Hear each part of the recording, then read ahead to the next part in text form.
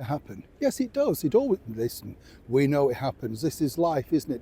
This is the problem, of course, when you perhaps say things you shouldn't say, particularly in a bigger public domain. And then for some people, a little bit like the former well known as Meghan Markle, well, allegedly, it can leave you in floods of tears and someone else picking up the pieces. What are we talking about? Hi, morning, how are you? Nice to see you today. This glorious, isn't it nice? Just at the moment here.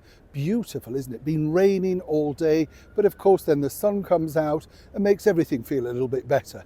You agree? Well, I'm glad you agree, yes. And as ever, thank you one and all for those brand new subscribers that have joined me.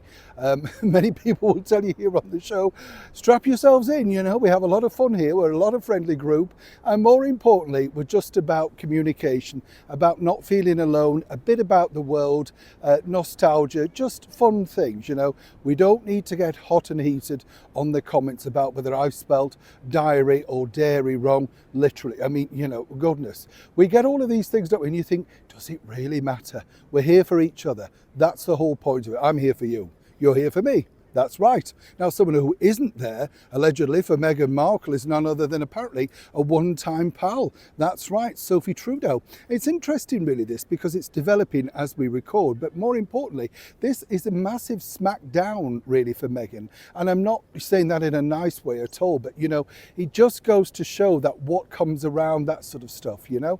What's really happened is, as we know, Meghan spoke about Sophie on her podcast, saying what a good friend she was, how they'd spent some quality time together, things by the pool, you know, the snapshots. They always seem to me a little bit like out of a rom-com, though. That's the problem with Meghan's stories. It's always like it's come out of a Julia Roberts script, you know, that sort of thing. And you think, did it really happen? I mean, really? Everything just seems very condensed and in the right boxes. Now, Sophie's been doing an interview with a very much esteemed newspaper, the Sunday Times magazine, Times magazine, and it's interesting here because obviously, you know, they asked the question. She has been apparently very forthright and said, well, you know, we're not that close, we don't know each other that well. That wasn't apparently the scheme of plot of things, how Meghan Markle saw that friendship.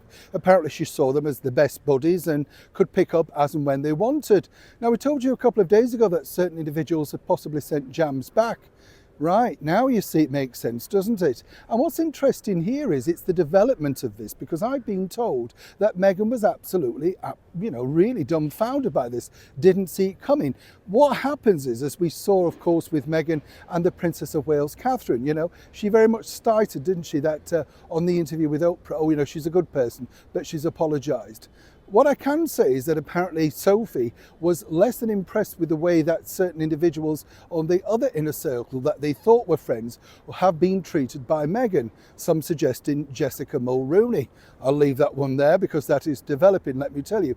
But what I find fascinating about this is now that apparently Prince Harry has to pick up the pieces. He apparently has to reach out. Yes, not Meghan, ever is it? Always Harry. And you do kind of think, do you know what you've got yourself in for? Because when they've publicly stated this, and this is the problem, it's about billionaires, money, celebrity.